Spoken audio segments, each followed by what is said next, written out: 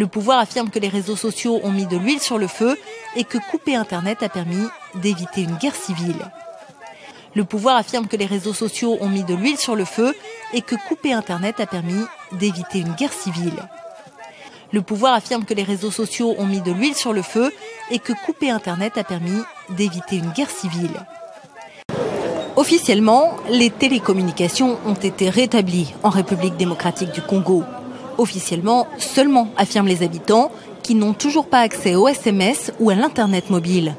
Un vrai handicap au quotidien. Mais avec SMS, vous pouvez échanger longtemps et avoir toutes tes précisions avec tes correspondants.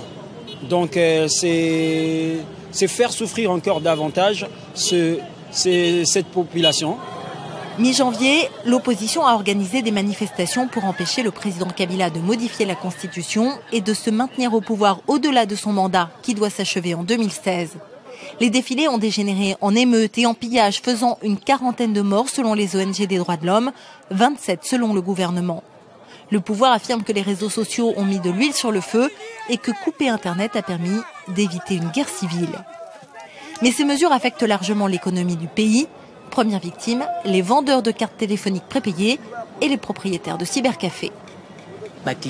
Les gens achètent de moins en moins. On a déjà constaté une baisse de nos revenus. C'est difficile de gagner sa vie maintenant. Les services bancaires mobiles qui permettent d'effectuer des virements par téléphone sont également affectés. Un système pourtant prisé des petits commerçants qui n'ont pas accès aux services bancaires classiques. Quant au milieu financier, ils estimeraient leur perte à quelques 20 millions de dollars quotidiens. Le gouvernement a affirmé qu'Internet et les SMS devraient être rétablis avant la semaine prochaine. Le pouvoir affirme que les réseaux sociaux ont mis de l'huile sur le feu et que couper Internet a permis d'éviter une guerre civile.